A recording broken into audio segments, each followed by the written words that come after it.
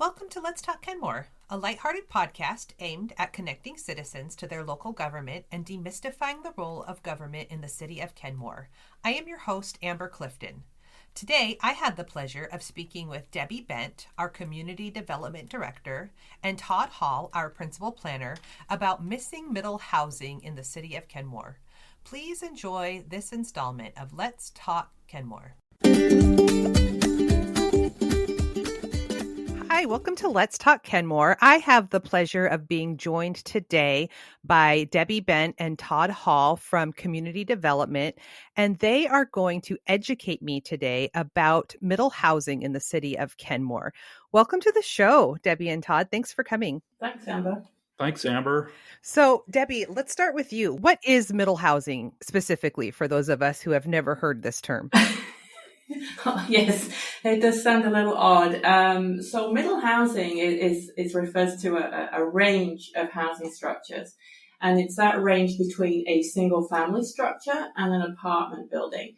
So the middle housing represents things like duplexes, triplexes, quadplexes, townhomes, cottage housing, things like that.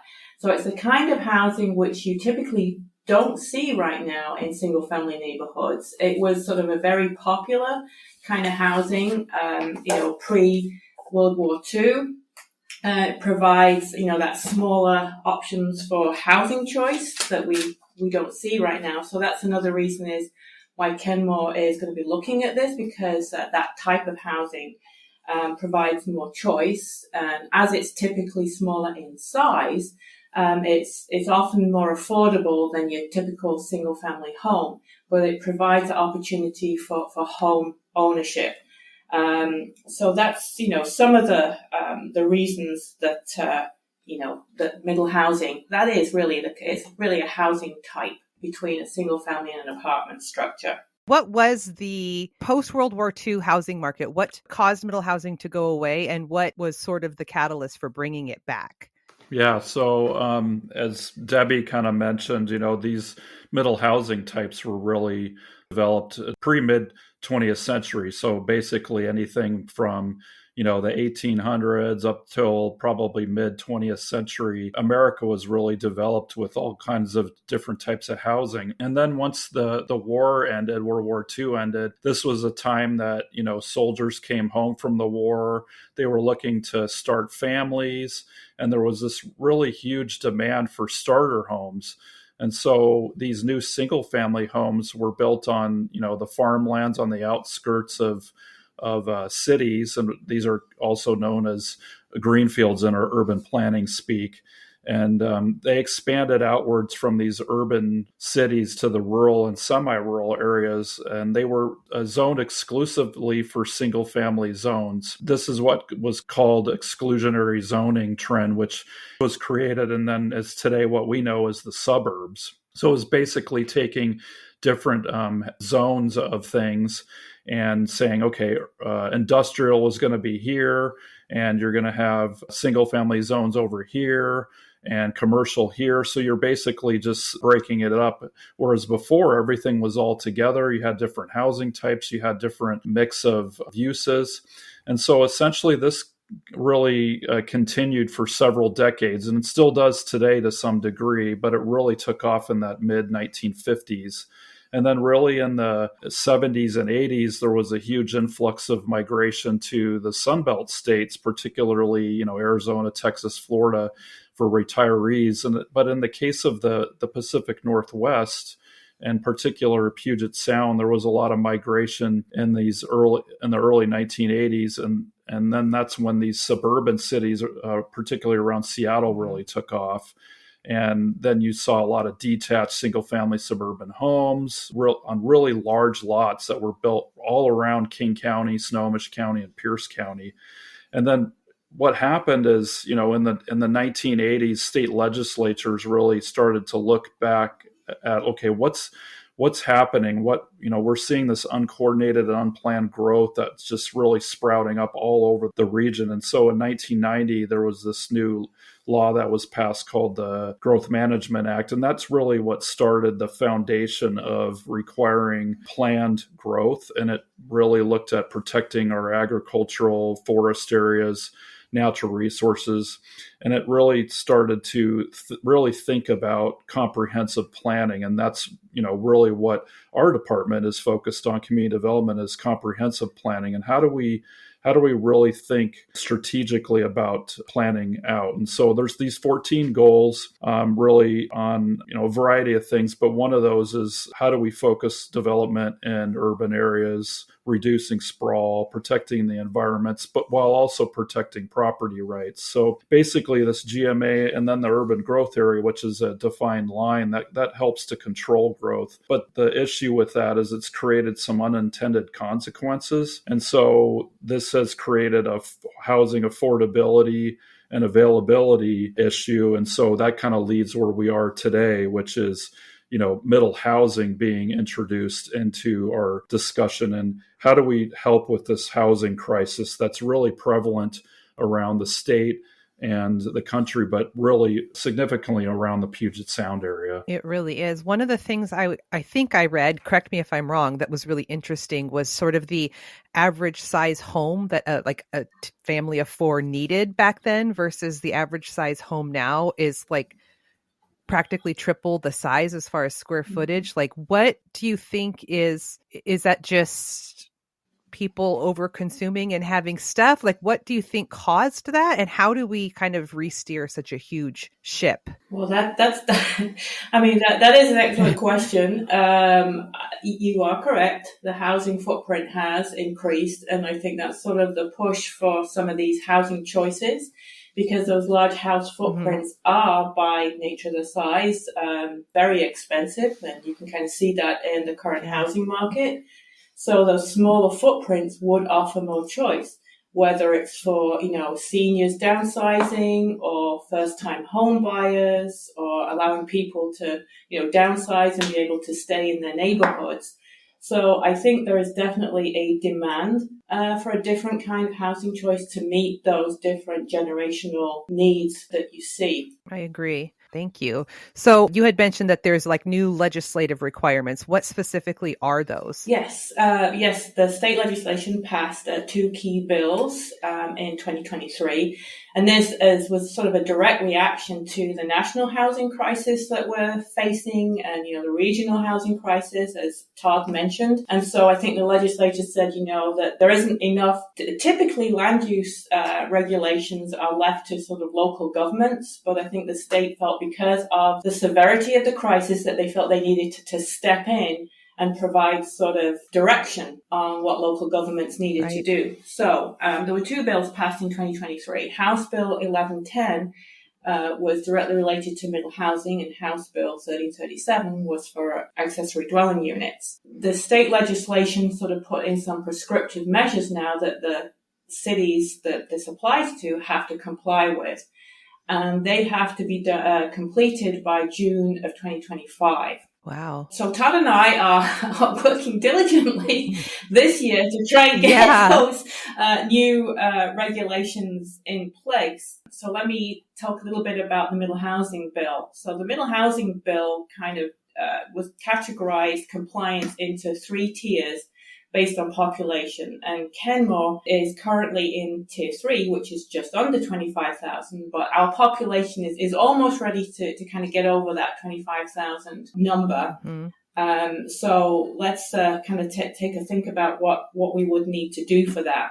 So what we would need to comply with would at least to allow 6 of 9 middle housing types must be allowed. And I can just quickly kind of breeze through those, but those essentially range from 2 units, a duplex, all the way to cottage housing, and in between triplexes, 4plexes, 5plexes, 6plexes, townhomes, stacked flats, and courtyard apartments. So you can see these are a variety of types that you would have to allow. 6 of those 9 types. You'd have to allow a minimum of 2 units per lot in the single family zones. And so in Kenmore, those single family zones are R1, R4, and R6. You'd have to allow a minimum of 4 units per lot within a quarter mile of a major transit stop. And for Kenmore, that would be defined as along the 522 corridor. So within a quarter mile of within that transit corridor, 4 units. That's kind of what there's sort of other regulations that we'd have to comply with in terms of, size and lot coverage and building setbacks. But the specifics of some of those requirements, that's, kind of that local control of how you do that. So while there are some sort of prescriptive measures from the state, how you implement them and what that looks like in terms of local regulations, there is some kind of flexibility there. So we're really looking forward to having that conversation with the Kenmore community to kind of say that, yes, there is things that we have to do per the state, but the implementation piece, we want to make sure that it is compatible when these new units go into those single family neighborhoods. And again, it's important to kind of recognize that even when you change the regulations, it's not forcing anybody to do anything. It's again, these are private property. It's just saying when, a property owner is ready to do something different, or if a developer comes in and there is a vacant lot or something, there will now be a choice to say you can build something other than a single family unit. In other jurisdictions that have passed these regulations, again, it's sort of a slow implementation. It doesn't all happen at once. So it's sort of an incremental shift that might happen. It might not. Again, I say that nobody's forcing anybody to build anything. The other piece of legislation was in regard to accessory dwelling units, and that's one term for it. I mean, they're often known as, mother-in-law apartments. These are kind of a second unit, which can be within a home or is separated from a home. And again, that kind of unit gives flexibility. You might be able to have a family member staying in that second unit. You might be able to move into that unit yourself if you're downsizing and then rent out the larger home, so there's some flexibility there. So we already have accessory dwelling unit regulations in the city, but now we have to update those to be, in compliance with these new state regulations. So I think overall, the state is basically trying to encourage cities to increase the housing supply and provide that more housing choice. And again, by virtue of these kind of units being smaller, they're typically less expensive than a traditional single family home. But they're not, as Todd said, what you would kind of think of as, affordable at the very low affordable level. Does that make sense? Right. Yeah, that does make sense. So just out of curiosity, if you are a homeowner and maybe you want to build a mother-in-law or a cottage in your backyard, is there anything specifically that a private homeowner needs to know about this? Is there any benefit for them? Like how are those stats reported to the city, and how is the homeowner sort of a stakeholder with the city in that if they're building these kinds of units? So again, for accessory dwelling units or middle housing, those regulations will be amended. We're hoping to get those amended later this year to go into effect. And at that point, then, if a homeowner was interested, they would need to apply to the city for a building permit to build that kind of unit, and that would be through our Development Services Department. So that's kind of where that relationship would go, is a homeowner would contact the Development Services Department and say, I'd like to build this. And then there would be a conversation about what regulations apply, what information needs to be submitted for a permit. Gotcha. Is middle housing for people to purchase or for people to rent or for both? So I can answer that one. It really depends on specific markets. The short answer is it's all of the above. But I would say that for Kenmore specifically, it's really going to depend on what the market's bearing, what dictates on what types of units will be built. Developers, are looking for opportunities to provide these housing. But as we all know, land values are not cheap. And so that's going to really determine on what types of housing a specific property or a specific locale or any number of issues. But we'll definitely see a variety of these different types. So it could be your typical fee simple owner type of unit, or It could be a rental, duplexes, triplexes, all the types that Debbie mentioned. Right. And so it's going to be a variety of those, but I think it really depends on specific property values and issues and the challenges that come with siting a specific type of product on a particular property, meaning, a lot of the properties in Kenmore have some sort of steep slope or a critical, we call those critical areas. It'd be a stream or a steep slope or wetland. And so that's going to play a role too on what type and how large some of these units are going to be. So it may be like a property is going to have, only a footprint to do a duplex, whereas maybe some others you're going to be able to get a larger type of product. So it's all just going to depend. It's really a property by property case. Right. Very, very cool. So are you currently considering any locations? Do you have your eye on any spots that might work for this project? Yeah. Well, considering the state requirements that passed, we need to consider locating middle housing in the residential zones. And in Kenmore, again, those are R1, R4, R6, the typical areas where you see single-family homes. And as Todd mentioned, even in those locations, properties that have those wetlands or streams are exempt from this requirement because there are still those protections for those critical areas. And in those neighborhoods that have pre-existing covenants that restrict units, it won't apply there as well. So that, again, was an exception in the state legislation. Those two exceptions. It doesn't apply where there are critical areas, and it doesn't apply where there are pre-existing restrictions for additional units. And those restrictions would need to have been in effect before that state legislation passed. So in other words, if there are current homeowner associations, they cannot now add new restrictions. Those would have to have been in place prior to the passage of that legislation in 2023. Oh, yeah. Gotcha. Yeah, that makes sense. So again, when we have that community conversation, we'll kind of make clear these are what the exceptions are, and we will then kind of have that conversation about how do we ensure that where these new homes are located are, located appropriately in terms of size, in terms of location of driveways and setbacks. So in other words, we'll try and get those regulations to be as compatible as possible with single-family homes. And you can kind of see in some of the examples that, if you're driving down the street, you would maybe think this is one single-family home, and it might be a duplex, it might be a complex. Right.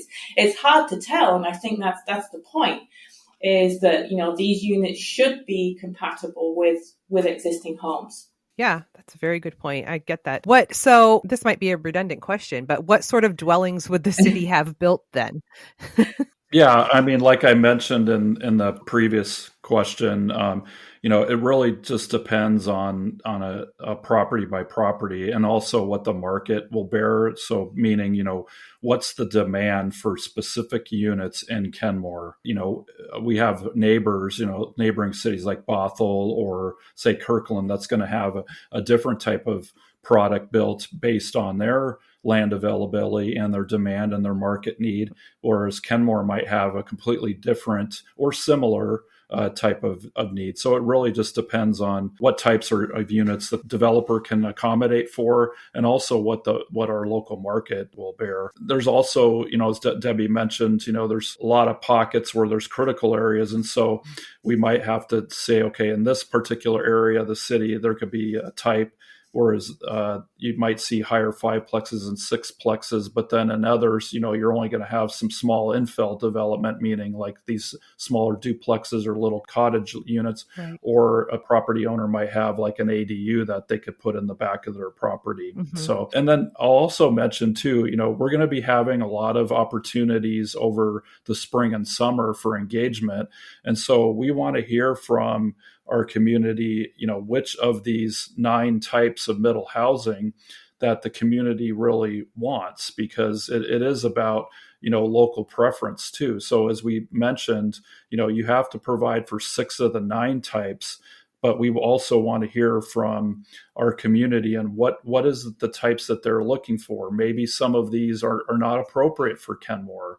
And so we want to hear from our community, which ones are really the types that fit Kenmore the best. And so we're going to have a number of opportunities coming up that we can hear from our residents. Yeah. So sorry, of the 9 types, are tiny houses included in those 9 types? Is that like considered a cottage or? I think tiny homes are a different animal in and of themselves. Okay. I just wasn't sure because I know that they're really trending right now, and I wasn't sure if it had to do with this new legislative ruling, but it just seems to kind of be the thing. But it does, yeah. Yeah. What are some of the existing middle housing that Kenmore already has? Well, I mean, I know there's a few examples that are kind of sprinkled around Kenmore. They're just might be a little bit harder to find. So you might find some neighborhoods, in Morelands or in some other older neighborhoods that you might have some of these types. There's a few along 181st, just west of the Kenmore Village. And our neighbor Bothell, downtown Bothell specifically, there's a lot of different types that, if people were interested to see what they are, there's a lot of them in that older part of Bothell, where Main Street is. Yeah. And so these are types that, we could easily see that could be examples that could be infill in Kenmore. It's just that we haven't had a tremendous amount of different permits yet because this is something relatively new to Kenmore. As I mentioned, Kenmore was developed, in this sort of suburban style over many number of years. Of course, there's different areas of Kenmore that are older or newer than others, whereas, you might see a lot of these different types in our neighboring cities. But I'd say, like, if people were really interested to see some of these types that could be developed in Kenmore, I would say, look at our next door neighbor at Bothell, because there are some really great examples that have been built over the last several years. Yeah, they've got some multiplexes that are pretty cool. Yeah. So what do you think are some of the challenges that you're going to come up against in creating middle housing in Kenmore? Well, there are a few. As we kind of mentioned, there are some legal and regulatory requirements that we have to do, and we have to kind of let the community know that we have to do something right now. There are often concerns about density, because going from a single family home to allowing, additional, whether it's 2 or 3 units on a lot, there's always concern about that. There can be concerns about impacts of traffic or, infrastructure, sidewalks and things like that. So these are kind of typical concerns that are raised when change is proposed. Mm-hmm. So these are kind of things that we will be addressing and kind of talking to the community about. If they raise these as valid concerns, then we will need to kind of address, like, what are the concerns? How can those be addressed? So that will be part of that community conversation. Again, just as I said, just allowing those types of units doesn't mean that you're required to do them. So, and then on the flip side, then I think that the financing of building those units, there may be a lag on sort of flexibility for building those different kinds of units. So again, it's matching up the regulations, which we have control of, but we don't have control over the market or the financing piece. So there are many pieces of this puzzle which need to sort of line up. I think there are good reasons for considering allowing more choice, but I think we have to do it in sort of a thoughtful way, as Todd said, to kind of get the information out there to the community, to hear their concerns and figure out what those regulations would be to best reflect the Kenmore community. But I think, when change comes, there's always that kind of nervousness about what it means. Yeah.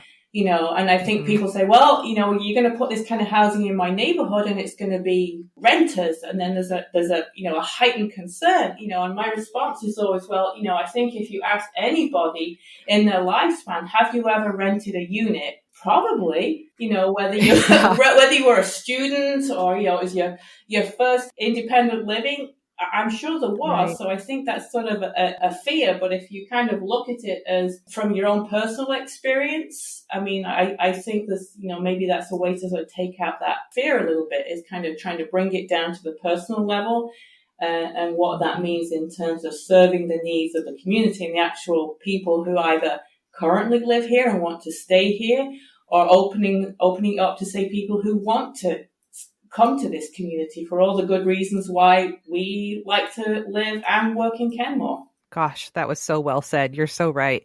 So other than sort of staying active in the conversation or providing feedback, what else can the community do to be engaged in this project? Yeah, so like I mentioned, we're going to have a number of opportunities to community to come out and learn more about this project. And we have a consulting team from Kimley Horn. They're helping us develop our policies and regulatory requirements for the Kenmore Municipal Code. And one of our first opportunities that we're going to be having is on May 22nd, and that's going to be an open house at City Hall. And basically what we're going to have is, just a brief introduction about this topic and the project. And then it's just really an opportunity for folks to go around station by station and talk to city staff, talk to our consulting team, and just really learn about this. We're not making any decisions. This is really just an opportunity for our community to learn, understand, and just ask any questions that they have about it.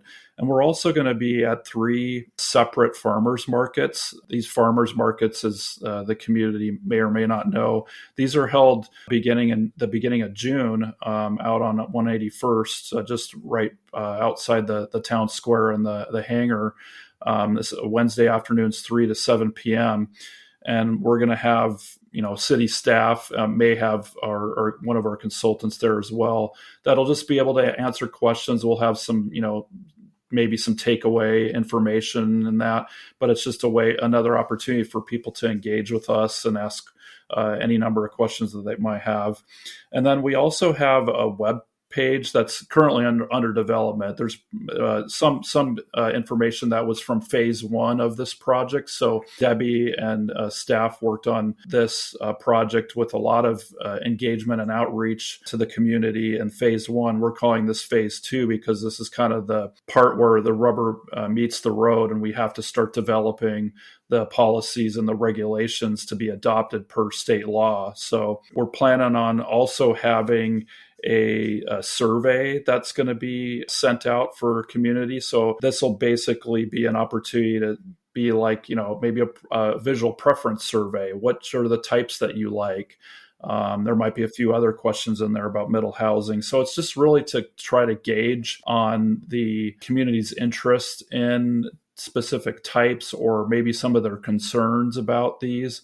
And so our goal is really just to hear from our community in any number of ways. And of course, you can always reach out to Debbie and I too at any time. We've got our website and our contact information, and we're happy to answer any questions that the community might have. Well, you two are a wealth of knowledge. I'm so excited to see what this looks like for Kenmore in the future.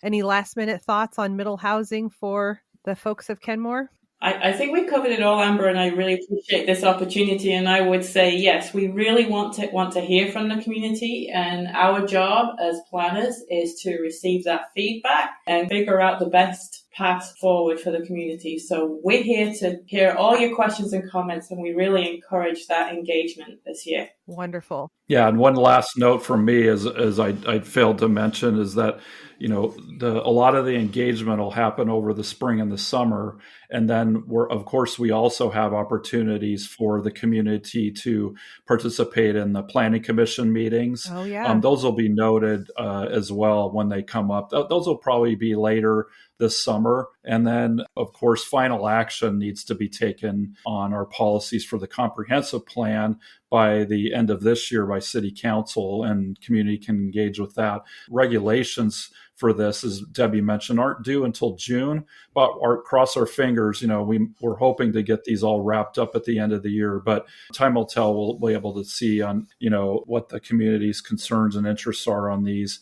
But there's plenty of ways to be engaged. And I just wanted to mention that those are the 2 other regulatory bodies to get involved with. Wonderful. Well, I'll be sure to link all that in the show notes so that people can follow up and stay tuned for further engagements. Thank you both so much for coming on today. The community is in good hands. You two are a wealth of knowledge. I thank you for your expertise. Thank you, Amber. Great. Thanks, Amber. Thank you. Take care. Thanks for tuning in to this episode of Let's Talk Kenmore. Be sure to check back for more interesting topics and conversations. And as always, don't forget to ask yourself, where's the fun?